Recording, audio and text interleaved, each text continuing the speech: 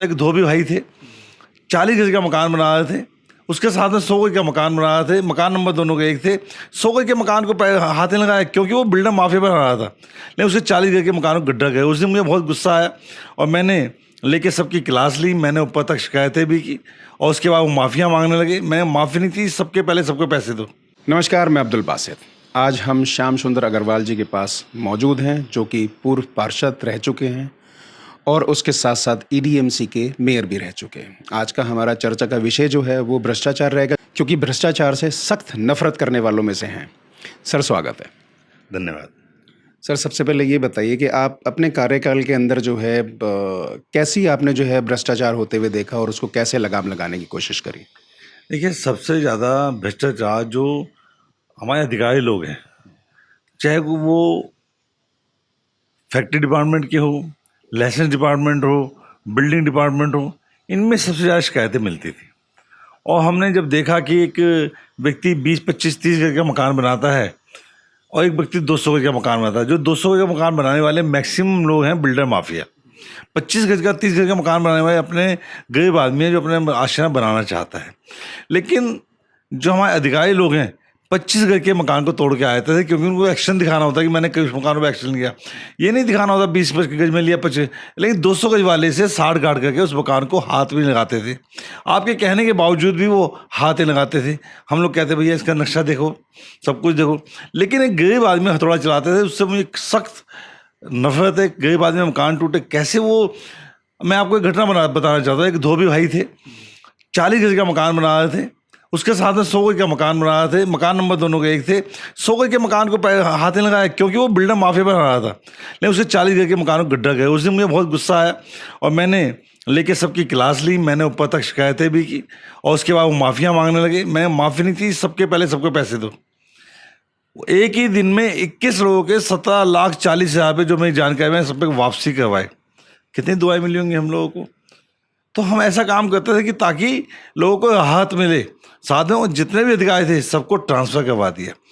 क्योंकि क्या होता है कि आपको यदि उनको सस्पेंड करना है, टर्मिनेट कराना है, तो आपका सबूत होना चाहिए।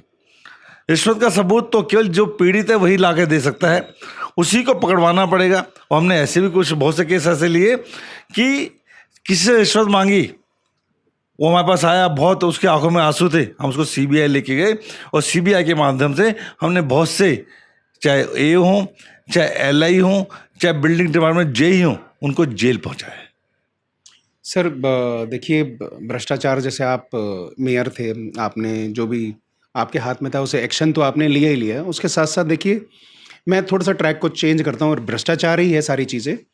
लेकिन भ्रष्टाचार जो है हमारे भारतवर्ष के लिए कैसे बुरा है और भ्रष्टाचार एग्जैक्टली किस तरीके का है भ्रष्टाचार? सर बिल्कुल, जो भ्रष्टाचार है वो देश को मजबूत प्रदान नहीं करने देता।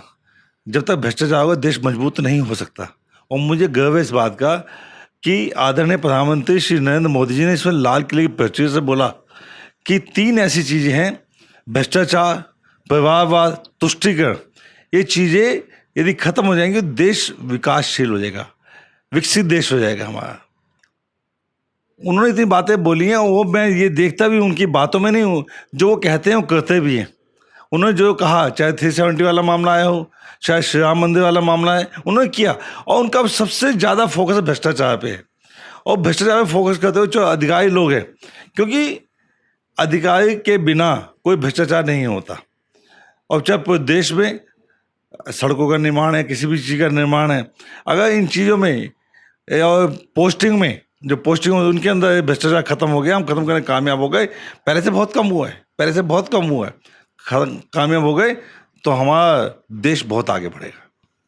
अच्छा, भ्रष्टाचार की जैसे बात आपने अधिकारियों को कहा कि भाई अधिकारियों के हाथ में ज़्यादा चीज़ें होती हैं, अधिकारी जो है भ्रष्टाचार के अंदर लिप्त पाया जाता है। लेकिन अभी मेरी जो है पीछे नागपाल जी के साथ हमने चर्चा करी थी, कुछ स्टार्टअप के बारे में चर्चा करी थी, तो वहाँ जो है उनके थ्रू हमारे को उनके माध्यम से जानने को मिला कि कभी कभार जो है इसमें अधिकारी ही जिम्मेदार नहीं होता, लोग भी अपना काम जो है स्टार्टअप के नाम पे, जैसे रेडी वगैरह लगाना उसके नाम पे, वो भी भ्रष्टाचार के अंदर लिप्त होते हैं। वो भी ऑफर करते हैं, पुलिस को ऑफर करते हैं, एमसीडी वालों को ऑफर करते हैं। तो इस पर क्या कहना चाहेंगे? देखिए, इसमें मजबूरी का नाम महात्मा गांधी। किसी को अपना काम चलाना, रोजी रोटी चलानी है, वो ऑफ़र करते हैं। ये तो जिसको ऑफ़र किया है वो देखे ना कि मैं पैसे लेके क्या करने वाला हूँ, मैं गलत काम करने वाला हूँ जो नियम के खिलाफ है। दोषी तो वही है। अगर आप मना करते हैं पैसे नहीं लूँगा, काम करने नहीं दूंगा। जहाँ तक रेहड़ी पटरी वालों की बात है, इनको बिल्कुल सुरक्षित किया जाना चाहिए। इनको सड़कों पर जाम नहीं लगाने देना चाहिए। इनका हम चाहते हैं काम धंधा करें, किसने कहा काम नहीं, सबको रोजी रोटी चाहिए, सबको अपना परिवार चलाना है, लेकिन सड़क जाम करने के नहीं। मैंने इंदौर में दिखा है, इंदौर में रात को मार्केट लगती है खाने पीने की, बहुत तगड़ी मार्केट लगती है, लोग जाते हैं लेकिन जाम नहीं मिलेगा आपको कहीं भी। लेकिन यहाँ पे बहुत से ग्राउंड्स हैं ऐसे जहाँ पे आप मार्केट लगाइए, लोगों को सुविधा दीजिए, उनको काम मिलेगा, लोग रात को घूमने जाते हैं, एक जगह घूमने के लिए आएंगे। तो ये जो जितना भी है उसका दोषी यदि कोई है तो अधिकारी लोग हैं। जनता की तो मजबूरी है, जनता कौन कौन किसको पैसे देना चाहता है। एक आदमी मैंने यहाँ तक देखा है, हमारी सोसाइटी के बाहर जो लगाने वाले हैं, एक शाम को आइसक्रीम वाला लगाने वाला आता था, उससे पुलिस वाले ने 3,000 रुपये महीना मांगे कि मैं 3,000 रुपये लूँगा, नहीं तो लगाने नहीं दूंगा। वो बेचारा 2-4 दिन लगाया और वहाँ से चला गया, तो उसकी रोजी रोटी छिन गई और पुलिस वाले का दूसरे लोग लगाने लग गए, जो दूसरे लोग लगाते हैं उनसे पैसा लेता है। तो ये जो भ्रष्टाचार है ये तब तक समाप्त नहीं हो सकता जब तक कि लगाम ना लगे। उसको कहा जाए भी ये वाला, ये यहाँ पे ठेली लगी हुई है, गलत ढंग से लगी हुई है, अगर वहाँ पे लगी मिल गई तो पुलिस वाला सस्पेंड, निगम अधिकारी सस्पेंड। जब तक जिम्मेदारी तय नहीं होगी तब तक भ्रष्टाचार पे लगाम लगाना थोड़ा असंभव सा है। और लगाम कौन लगाएगा? पुलिस वाले पे थाने का एसएचओ लगाएगा। एसएचओ पे कौन लगाएगा? कमिश्नर लगाएगा, डीसी पे लगाएगा। निगम के अधिकारी पे कौन लगाएगा? जो यहाँ का डीसी होगा, डिप्टी कमिश्नर होगा, या कमिश्नर लगाएगा। आए ना राउंड ले ना वो कि जनता को परेशानी किस चीज़ से है, जनता को जिससे परेशानी है, यदि वो काम सही ढंग से नहीं होता तो जो उससे संबंधित अधिकारी उस पर एक्शन ले। क्यों नहीं लेते? क्योंकि जेबें भरी जाती हैं। पुलिस वाला एसएचओ को पैसे देता है, एसएचओ आगे पहुंचाता है, और जो जहाँ तक निगम की बात है, निगम अपने एओ को देता है, एओ एसी को देता है, एसी डीसी को देता है, और डीसी आगे कमिश्नर को पहुंचाता है। यही मामला चल रहा है। हम के किसी काम धंधे के खिलाफ नहीं, हम कहा काम करना चाहिए। जब आप पैसे लेके काम करवा सकते हो तो बिना पैसे भी तो काम करवा सकते हो, काम तो होना ही है ना। इनको रोजी रोटी इनकी नहीं छीनी जानी चाहिए। इनके दिल्ली के अंदर हजारों परिवार है जो पटरी से चलते हैं, लेकिन इनको सही जगह में लगवाएं, इनसे पैसा ना लें। जो पैसे आप लेते हो कितनी बद्दुआ से वो पैसा मिलता है, बहुत बद्दुआ का पैसा होता है। मेरा तो मानना ये है, चाहे पुलिस का अधिकारी हो चाहे निगम का अधिकारी, जो बद्दुआ का पैसा खाता है उसका परिवार कभी सुख चैन से रह नहीं सकता। नहीं, आपने जो कहा बिल्कुल सही कहा। जैसे अब रेहड़ी पटरी वाले हैं तो हमारा उनके साथ जो चर्चा का विषय ये रहा था कि जो यूथ जो है, जो पढ़ा लिखा है, वो भी इस तरफ आ रहा है, जिस वजह से जो है ट्रैफिक की जो है परेशानी हो जाए, कहीं कोई एम्बुलेंस के अंदर जो अगर आ रहा हो, मान लो उसको किसी वजह से देर हो जाए, उसे हॉस्पिटल की ज़रूरत है, मतलब उसे कुछ हो जाए, तो हमारी चर्चा का विषय ये था उसके अंदर। तो ये जो नए बच्चे जो हैं, ये भी इसके अंदर आके जो है कहीं ना कहीं इस तरीके के भ्रष्टाचार के अंदर ये भी लिप्त होते चले जा रहे हैं कि भाई ऑफर करना अपनी प्रायोरिटी के लिए, जो है देश अगर खराबी की तरफ जा रहा है तो कोई ऐसी वाली बात नहीं है। तो इस पे आप क्या कहना चाहेंगे? बासी जी, मैं यही कह रहा हूँ, उसकी तो मजबूरी है, उसे अपने परिवार चलाना है, अपना खर्चा चाहिए स्टूडेंट्स को, या वो आगे बढ़ता है तब। लेकिन करवा कौन रहा है? करवाने वाले तो अधिकारी हैं। एक मैंने फिल्म का डायलॉग सुना था, यदि पुलिस वाला चाहे तो मंदिर से चप्पल भी चोरी नहीं हो सकती, यदि निगम अधिकारी चाहे तो एक ठेली नहीं लगा सकता। क्यों लगा है? दोषी कौन है? वो पैसे देने वाला दोषी नहीं है, पैसे लेने वाला दोषी है। हम तो बिना पैसे लिए, जो मैंने पहले कहा है बासी जी, बिना पैसे लिए उसको काम न दिलवाए ना। कानूनन तो जो है लेने देने वाला दोनों ही दोषी होते हैं। नहीं, कानून बिल्कुल है, कानून तो लेने वाला भी दोषी है और देने वाला भी दोषी है, लेकिन ये मिली भगत चल रही है ना। मेरा मानना ये है कि हम लोग, कि हमारे देश के अंदर बहुत से लोग हैं जो काम धंधा करना चाहते हैं, अच्छे ढंग से करना, कमाई करना चाहते हैं। अगर आप इन नौजवानों को रोजगार नहीं देंगे, किसी अपराध में चले जाएंगे, कुछ गलत काम करेंगे।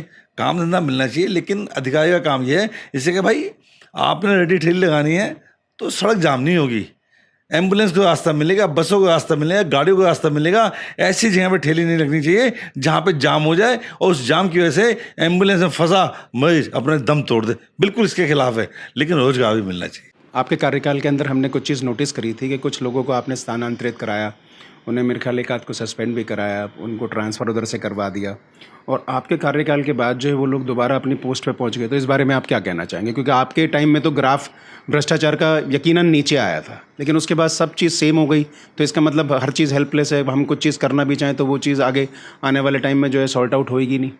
सर देखिए, हमने जो बिल्कुल सबूत के साथ उनको हटाया था, लेकिन मैंने कहा ना भ्रष्टाचार अधिकारी लोग, देखे ना अधिकारी किसने उसको किया, कैसे एक व्यक्ति जिस सीट पे वो लायक नहीं है, लायक का मतलब एलिजिबल ही नहीं है बिल्कुल, वो पहले हमने हटाया उसको फिर लेके आ गए। किस अधिकारी के साइन से आया, किस अधिकारी ने उसको लेटर दिया, उसको सस्पेंड होना चाहिए था तुरंत। मैं धन्यवाद करना चाहूँगा अश्वनी जी का, जो हमारे निगम के अंदर प्रमुख थे।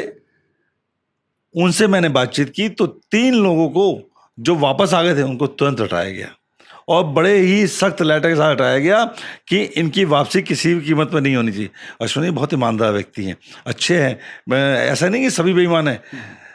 अगर सभी बेईमान होते तो शायद वो दिल्ली को बेच के खाए थे। बहुत से अधिकारी ऐसे हैं, अश्वनी जी जैसे अधिकारी हैं जो ईमानदार हैं। काफ़ी ऐसे लोग हैं कि जो ध्यान देते हैं कि कोई भी भ्रष्ट अधिकारी गलत जगह पर ना लग जाए। और हम तो कहते हैं कि यदि कोई गलत काम कर रहा है तो उसका बड़े अधिकारी को सज़ा मिलनी चाहिए, कि उसके संरक्षण के बिना कुछ भी संभव नहीं है। अच्छा, अंत में एक आपसे आखिरी सवाल जो है, इस ऐसा जो भ्रष्टाचार करते हैं, जो गलत काम करते हैं, आप उन लोगों को क्या संदेश देना चाहते हैं? क्योंकि अल्टीमेटली हम लोगों को तो जो सीट पे बैठे हैं उन्हीं लोगों से रिक्वेस्ट करनी पड़ेगी, भई आप भ्रष्टाचार ना करें, या ये भी चीज़ देख के चले, जैसे आपने कहा कि 25 गज वाले का मकान जो है वो तोड़ दिया और 100 गज वाले का क्योंकि वो बिल्डर बना रहा था तो उसका नहीं तोड़ा। तो उन लोगों के लिए क्या कहना चाहेंगे आप? देखिए, मैं तो भ्रष्टाचार को एक ही बात कहूँगा, सुधर जाओ। ये मोदी जी हैं जो कहते हैं ना खाऊंगा ना खाने दूंगा, उस पर अमल भी करते हैं। और भ्रष्टाचार की एक ही जगह है, जेल। अगर नहीं सुधरे तो आने वाला समय आपके लिए अच्छा नहीं है। आप जेल जाओगे, आपको जेल के अंदर चक्की पीसनी पड़ेगी और आपको ही नहीं आपके परिवार को भी उसका कष्ट होगा। फिर आप कहोगे बचाओ, तो कोई आपको बचाने वाला नहीं होगा। आने वाला समय मोदी जी के नेतृत्व में यही होने वाला है। बहुत बहुत शुक्रिया सर। धन्यवाद। जैसे कि आपने देखा, श्याम सुंदर अग्रवाल जी के साथ हमने भ्रष्टाचार के ऊपर वार्ता करी। ये अपने टाइम में बहुत सख्त रहे हुए हैं, क्योंकि पूर्व मेयर थे। इन्होंने काफ़ी ऐसे फैसले लिए जो हो सकता है वहाँ पर बैठे हुए अधिकारियों को जो है ना बर्दाश्त हुए, ना पसंद करते हों, लेकिन उसके बावजूद भी भ्रष्टाचार जो है वो कहीं ना कहीं पैर पसारता रहता है। हमारा भी आपके साथ जो है चर्चा का विषय, इसी विषय पे हम आपसे जो है चर्चा करते रहेंगे और निरंतर आप लोगों के बीच में बने रहेंगे। जो भी मुद्दे होते हैं भारत के लिए अच्छे हैं, उन मुद्दों को हम आपके सामने रखते रहेंगे। तो आज के लिए बस इतना ही। कैमरामैन सोहेल के साथ मैं अब्दुल बासित लेता हूँ इजाज़त। Good bye.